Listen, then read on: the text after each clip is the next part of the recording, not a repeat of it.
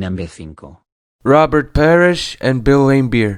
Bill Laimbeer, of the Bad Boy Pistons infamy, made a career out of doing everything that would piss you off as an NBA fan or an NBA player. Elbows, cheap shots, flopping, sticking his legs under shooters in midair. All that dirty play completely overshadowed his considerable skills in the paint and at the three-point line. In the 1987 Eastern Conference Finals, he was beating the absolute shit out of Larry Bird all series. And in Game 5, it was time for Bird's teammate and third-degree black belt Robert Parish to ditch his stoic demeanor and take some action. As the two centers were fighting for a rebound, Parish landed a vicious right forearm to Laimbeer's face, taking him right down. Bill always crossed the line. I had enough of that dirty play, said Parish in 2012. It was the first and only time I lost my composure during a game. Laimbeer is likely the dirtiest and most hated player of all time, so seeing him get his comeuppance had to be a happy moment for fans not only at the Boston Garden, but around the league in general. Number 4. Carmelo Anthony and Mardy Collins. 2006 was the beginning of Isaiah Thomas Sr.'s reign of terror as head coach of the Knicks. On December 16th, the Knickerbockers were getting their backcourt handed to them as usual, this time by Carmelo and the Nuggets. Down 19 points with about a minute left to go, Mardy Collins flagrant fouled J.R. Smith, kicking off one of the most infamous brawls in NBA history. The high, or rather low light of the show was Carmelo sucker punching Collins and then running towards the Nuggets bench. The stunt got Carmelo suspended for 15 games, costing him $640,000 in lost wages. Northwest Airlines also pulled him off their magazine cover. Even worse, the NBA's leading scorer was now a hit-and-runner. Not a good look for him or the league. Number 3. Red Auerbach and Ben Kerner. Before giving 56 years of his life to the Celtics and seeing them through 16 championships as coach and executive, Red Auerbach spent a season coaching the Tri-Cities Blackhawks. He saw some early success in that role until owner Ben Kerner traded his favorite player John Mencken. A furious Auerbach resigned, and the two hated each other since then. They met again in the 1957 NBA Finals between the Boston Celtics and now the St. Louis Hawks. Before Game 3 tip-off in St. Louis, some Celtics players noticed that the rims were way too easy to reach and weren't the right height, leading to a heated argument between Auerbach and Kerner. As Kerner approached Auerbach with the latter's back turned, the Celtics coach quickly turned around and leveled him, right at mid-court in front of a sold-out crowd.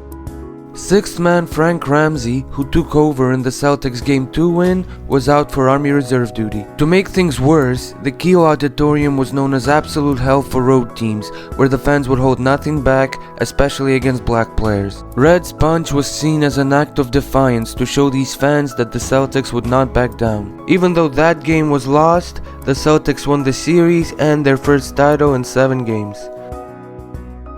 Number 2. Kareem Abdul-Jabbar and Kent Benson. In 1977, the Milwaukee Bucks drafted center Kent Benson with a pick they got from granting Kareem Abdul-Jabbar's trade request to the Lakers. As luck would have it, Benson's very first NBA game was against the very player that he was replacing. 2 minutes in, he threw an aggressive elbow to Kareem's abdomen. Abdul-Jabbar quickly walked it off, and then came right back at Benson with a savage punch that knocked him down and broke his jaw. This cost him an ejection, a $5,000 fine, and 2 months out with a broken hand, which lost him the MVP to Bill Walton. Despite all that, Kareem later said that he didn't regret the incident and would do it again. Smoke weed every day. For him, it wasn't just about standing up to Benson. This was also about getting back at the referees, who season after season let him be pushed around and cheap-shotted without blowing a whistle. This was his statement that he wasn't going to be taking this anymore. As for Benson, getting knocked the f*** out by Kareem is the only reason anybody knows who he is. A bona fide scrub. Number 1. Kermit Washington and Rudy Tomjanovich.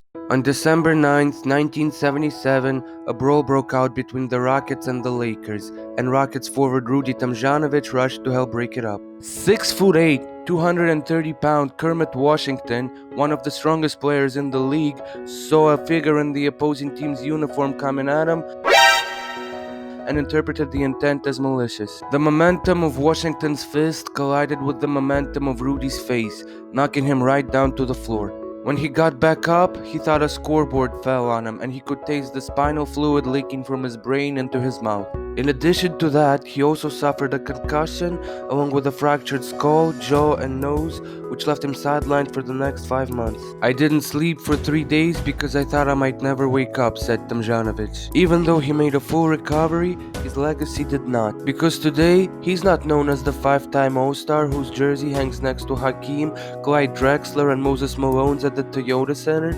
He's not known for coaching the Rockets to 2 titles in the 90s and an understaffed Team USA to gold at the 2000 Olympics. First and foremost, he's known as the guy who got knocked out and damn near killed by Kermit Washington.